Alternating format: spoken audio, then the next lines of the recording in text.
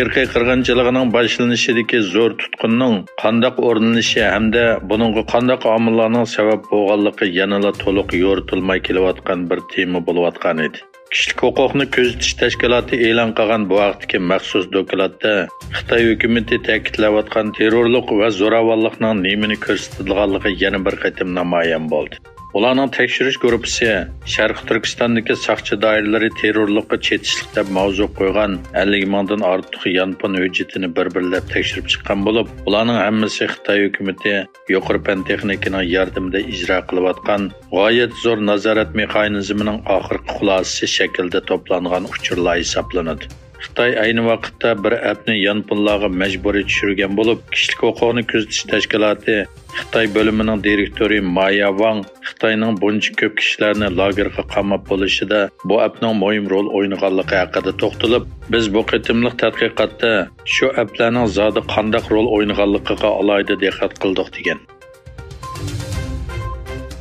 Uyg'ur irqiy qirg'inchilik qonunining tashabbuschilaridan bo'lgan Kanadalik parlament a'zosi Michael Chong Xitoy doiralarining uning oilasiga tahdid solganligini oshkorladi. Kanada parlament a'zosi Chong hukumat amaldorlarini Xitoyning oilasiga parakandachilik solganligiga ko'z yumdi deb ayblagan.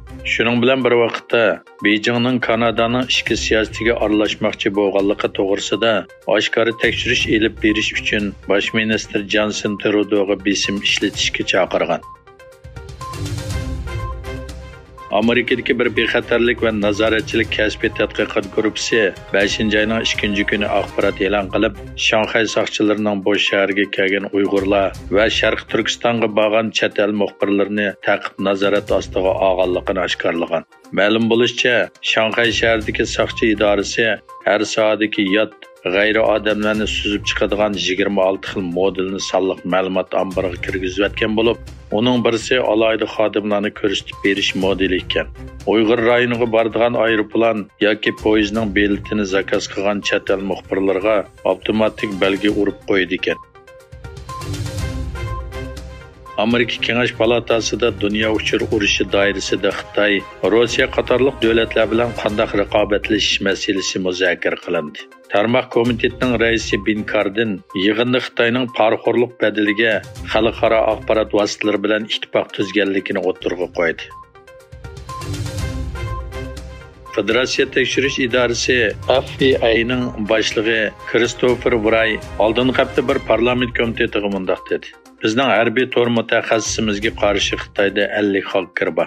Christopher Wray, Avam palatasi pul muomala komiteti, soda, adliya, ilm-fan va munosabatlik organlar tarmoq komiteti yig'inida idoraning taqobil turmoqchi bo'lgan tahdidini bayon qilib, qamchi talabini tushuntirgan.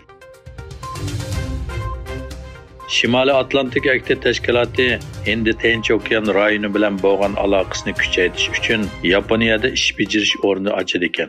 Yaponiyaning Nikkei Asia gazetining xabar qilishicha, Shimoliy Atlantik aktiv tashkiloti Tokioda aloqalash ishxonasi ichish orqali Yaponiya, Janubiy Koreya, Avstraliya va Yangi Zelandiya qatorliq sheriklar bilan bo'lgan aloqani kuchaytirar ekan. Bu NATO va uning sheriklarining Xitoy Tinch okean rayonida paydo bo'layotgan tahdid va raqobatga taqobil turishiga fursat yaratar ekan. Qozog'iston bilan Tojikiston o'rtasida ittifoqdoshlik munosabati xitobnomasi imzolandi. Qozog'iston prezidenti Qosim-Jomart To'qayev Ostonada rasmiy ziyoratda bo'lgan Tojikiston prezidenti Imom Ali Rahmonni murosim bilan kutib oldi. Murosimdan keyin ikki rahbar suhbat o'tkazdi va imzo qo'yish murosimiga qatnashdi.